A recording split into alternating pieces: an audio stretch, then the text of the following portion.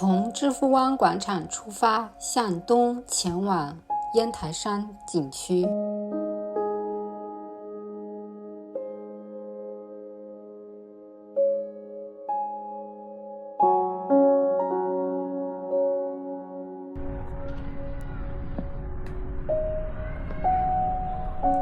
烟台是一个开埠口岸，曾经是列强势力盘踞的地方。它在1861年的时候正式开埠，成为了山东第一个对外开放的口岸。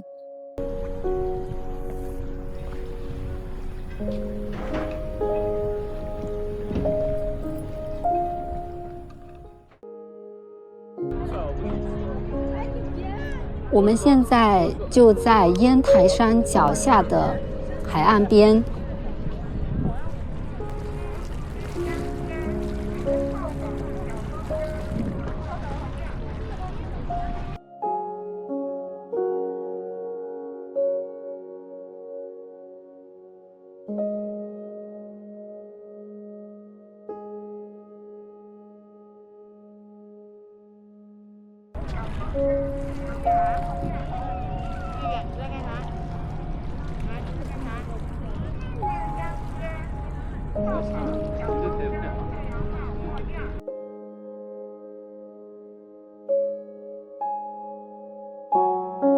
同时在这里还有一个胶东革命纪念馆，它是利用的知夫俱乐部的旧址改建而成的。它见证了屈辱的马关条约换约，也亲历了烟台解放、阻止美军登陆等革命大事。从海岸边往回走一小段的距离，就到了烟台山景区的脚下。烟台山不高，很快就可以登顶。烟台山可以说是烟台的母亲山和城市地标，三面环海，山上拥有万国建筑群，以及可以俯视整个山海城景的烟台山灯塔。在烟台山上密集坐落着近代各国的领事馆旧址，基本上现在这些领事馆都改为了博物馆、纪念馆等等。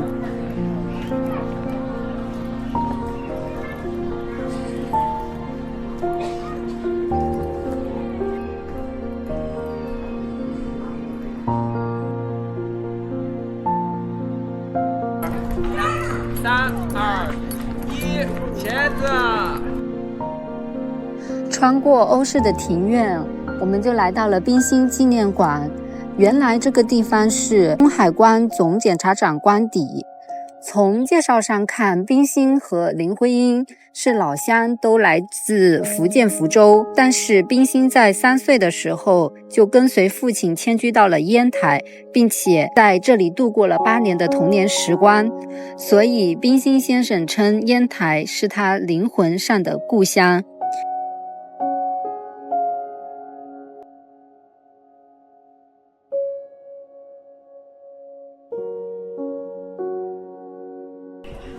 英国领事馆旧址，它是近代烟台第一个外国领事馆，也是在烟台山上占地面积最大的一个领事馆。现在是作为了烟台地方志的陈列馆，不过好像今天没有开放。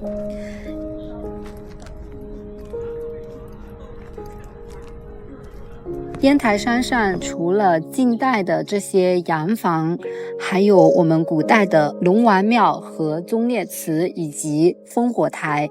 这座龙王庙它始建于明朝天启年间，它特别的地方是它是坐南朝北的。这座烽火台是在明朝洪武31年的时候，为了防倭寇侵扰，在这座山上修建的。烟台山的烟台2个字正是从这里来的。如果说烟台山是烟台的城市地标，那么烟台山的灯塔就是烟台山的标志。在1892年的时候，原来的灯塔被拆除了，新的灯塔是在原址的西侧，在1988年的时候重新建成的。新的灯塔高是49.5米，登上这座灯塔需要花费10块钱，而且需要一点时间排队进入电梯。登上灯塔之后，展现在我们眼前的是一幅山海相连的景色。这里可以说是烟台山的一个制高点了。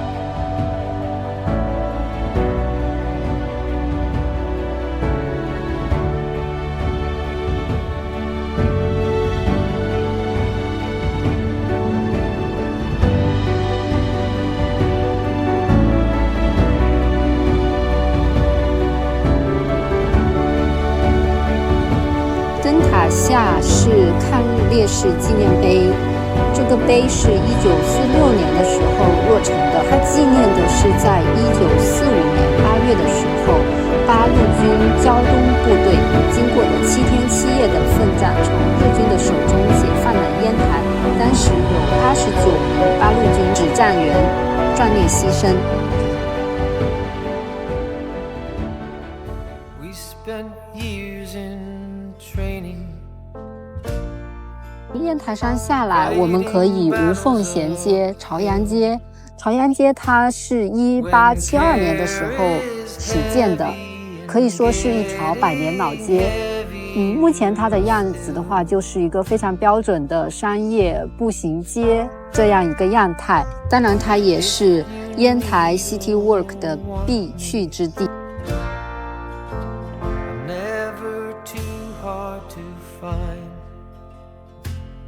You know the places that I like to hide, and we'll go there side by side. You and I, our footsteps in perfect stride.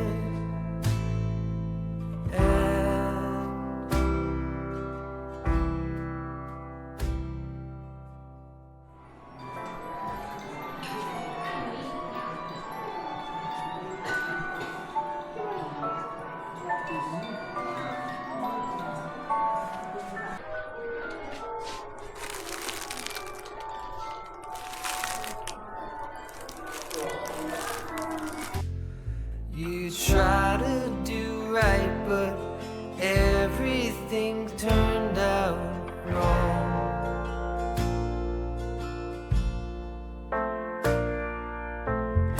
When I need or want you, you're never too hard to find. I know the places that you like to hide, and we'll go there side by side. You and I, our breath dancing into the night.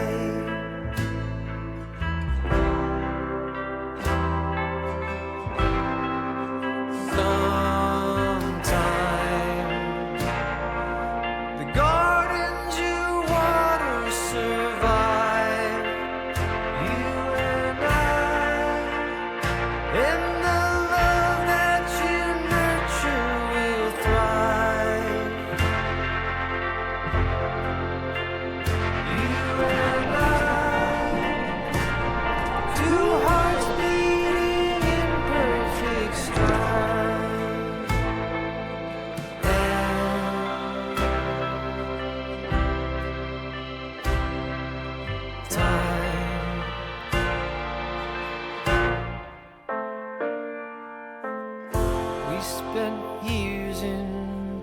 道路两旁是一排一排很漂亮的洋房，里面开设的有各种的书店、纪念品店、酒吧、网红打卡点等等。当然也会有一些留存这条古街的记忆和介绍这条古街历史的一些小的纪念馆。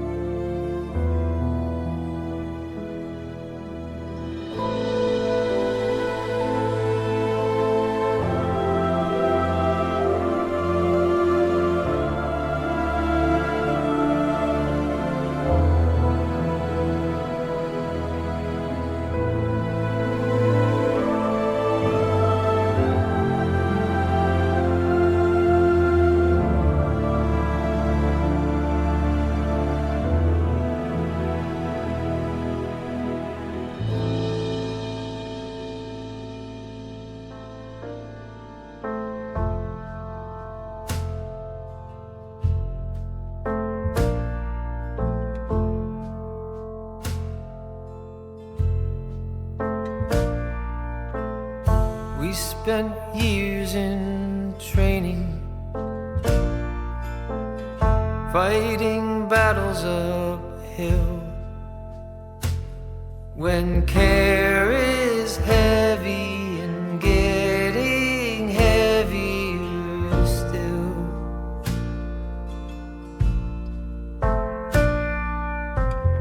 if you need or want me, I'm never too hard to find. You know the places that I like to hide, and we'll go there side by side. You and I, our footsteps in perfect stride. 逛完了朝阳街，再继续往前走一段路，就来到了索城里。这个地方它是烟台城市最早的起源地，也是在明朝洪武31年的时候，为了抗倭而建立的一个海防军事要塞，相当于是当时的海防的军队驻扎的一个地方。它是在今年，也就是2026年的时候才刚刚修缮完成，然后向游客开放的。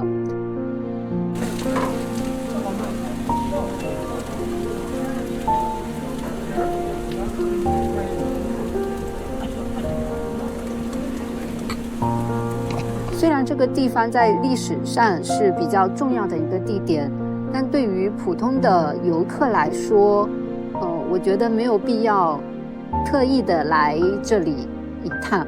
但是因为它离朝阳街比较近，如果有顺路的话，也是可以来逛一逛的，就是一个很标准的古城商业街的样子。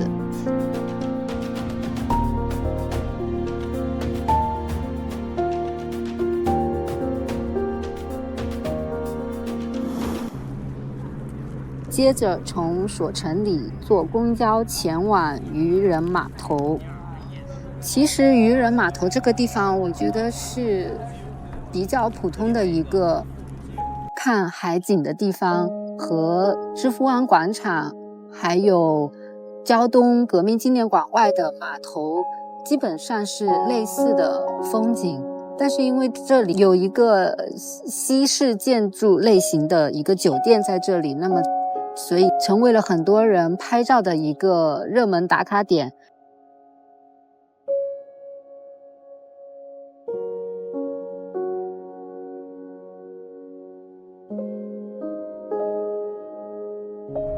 阿明，明。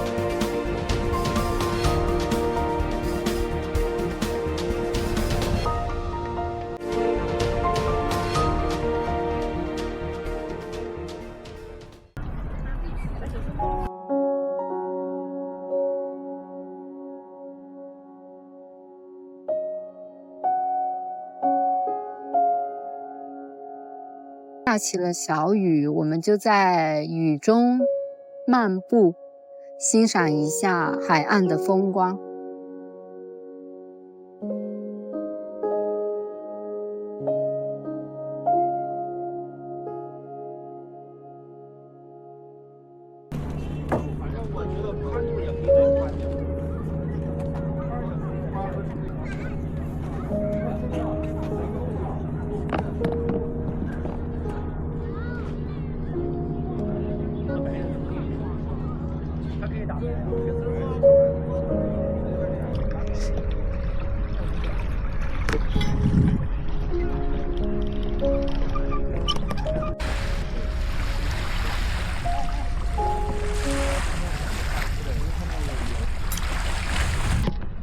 这就是我今天的晚餐啊，一碗疙瘩汤。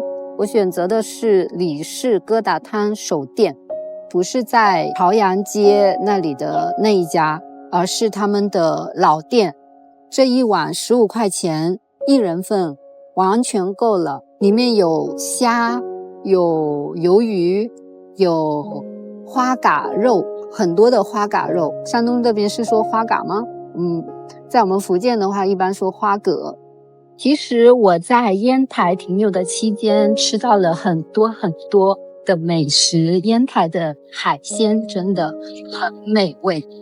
不过如果你是一个人旅行的话，我就非常推荐这家的疙瘩汤，它的量一个人吃刚刚好，而且料也足，味道也好。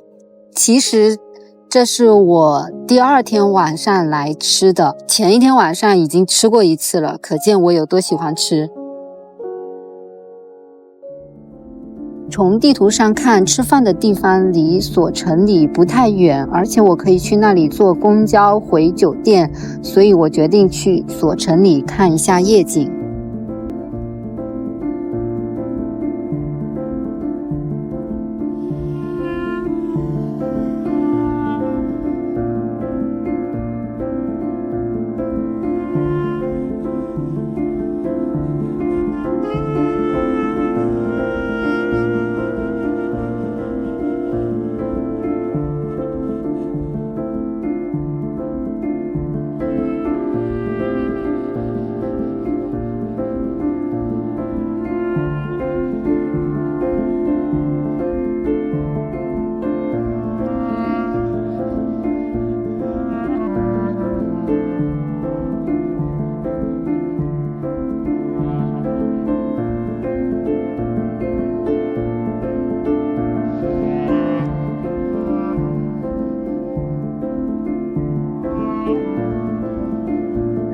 这就是我在烟台1天加1晚的行程啦。那么我们下个视频威海见。